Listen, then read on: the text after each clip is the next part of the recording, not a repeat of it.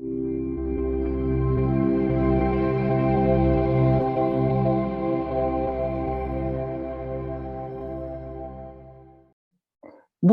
et bienvenue sur ma chaîne I Am Yoga. Je suis Véronique Tarieux, votre professeure de yoga, et aujourd'hui, je vais répondre à une question qui m'a été posée par une élève. Alors cette question, la voici, mais au fait, qu'est-ce que ça veut dire namasté? Alors, je vous avoue que cette question m'a fait un petit peu sourire parce que depuis un peu plus de 2 ans que j'enseigne le yoga, eh bien, c'est la première fois que l'on me pose cette question. Alors, il faut savoir que namasté, je l'utilise quand je finis une séance pour en fait signaler à mes élèves que c'est la fin de la séance, mais aussi pour les remercier. Les remercier de l'échange que nous avons eu pendant cette séance et de les remercier de leur présence. Mais on peut aller un petit peu plus loin dans la signification de namasté, notamment par rapport à sa signification et son équivalence en sanskrit.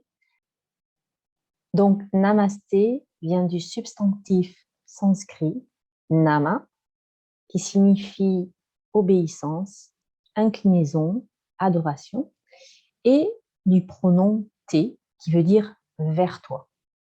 Autrement dit, on pourrait traduire namasté comme je salue ou j'honore le divin qui est en toi.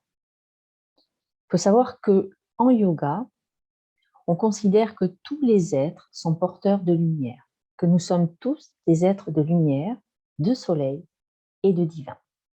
Ainsi, lorsqu'on salue quelqu'un en lui disant namasté, on salue son soleil, sa lumière et son divin, toutes ces qualités que l'autre porte en soi. Alors, pour faire namasté, pour pratiquer namasté, bien c'est simple, on joint les deux mains en prière, donc comme ceci qui s'appelle Anjali Mudra, et on met les mains devant le cœur. Et ainsi, on incline la tête pour saluer l'autre, pour saluer ses semblables. Et contrairement à ce que l'on pourrait penser, ce geste n'est pas considéré comme un geste religieux. Il est d'ailleurs très utilisé dans les pays asiatiques. Mais je vais vous raconter une petite histoire. L'histoire qui a eu lieu entre Gandhi et Einstein. Peut-être la connaissez-vous déjà ou pas. Et Einstein et Gandhi échangeaient des courriers l'un avec l'autre. Ils s'échangeaient des points de vue, des idées par message. Et chaque fin de message, Gandhi signait et mettait Namasté.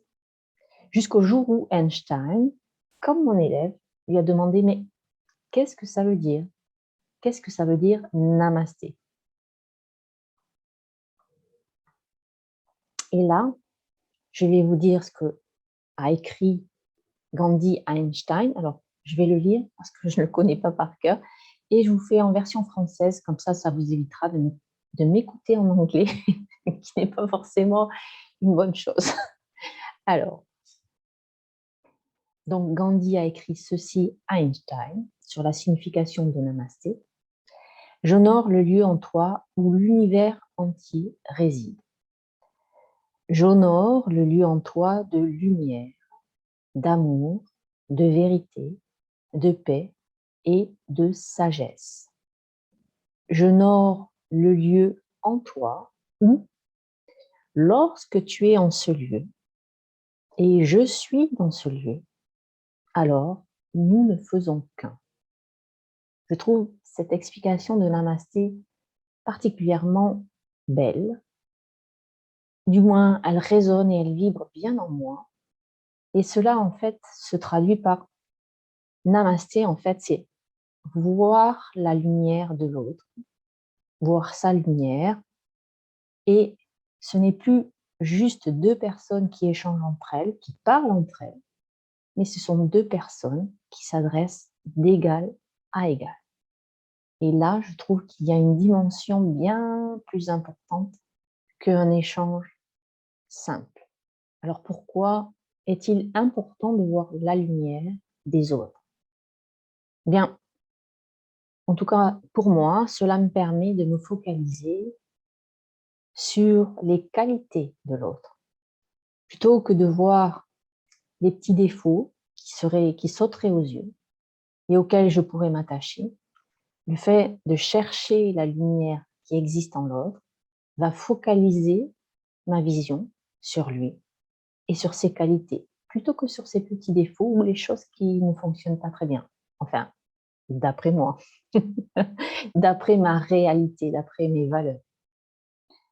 Et d'ailleurs, lorsque j'enseigne, je me retrouve souvent devant des élèves qui se focalisent sur toutes les choses qu'elles ne peuvent pas faire ou que leur corps ne leur permet pas de faire, au lieu de profiter de tout ce qu'elles peuvent faire là, dans le moment présent. Parce qu'aujourd'hui, ou au moment où elles pratiquent, elles peuvent faire quelque chose, mais demain, les choses seront différentes, voire même dans 5 minutes, dans 1 heure.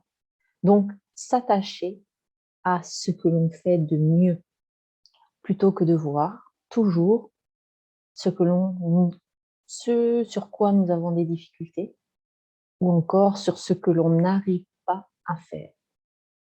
Donc, le fait de voir la lumière dans les autres, ça permet de voir les choses de manière complètement différente. Et j'apprécie énormément ça. D'ailleurs, c'est un travail à chaque fois, puisque ce n'est pas naturellement qu'on va voir la lumière de l'autre. Mais quand on amène son attention sur ça, eh bien, les choses sont beaucoup plus belles. Beaucoup plus belles, magnifiques. Ainsi, lorsqu'on choisit de voir la lumière, la sienne aussi, et celle des autres, alors tout est différent. Tout semble différent. Et pourtant, c'est la même chose, nous sommes les mêmes personnes. Et dans mes cours, ça me permet d'encourager mes élèves, de voir ce qu'ils peuvent réaliser dans le moment présent et aussi de focaliser sur les progrès qu'ils sont en train de faire et de leur faire prendre conscience de tout cela. Si je résume, on peut choisir de traduire Namasté par je salue ta lumière ou je salue le divin qui est en toi. Et me considérant comme un être lumineux, je préfère cette dernière signification.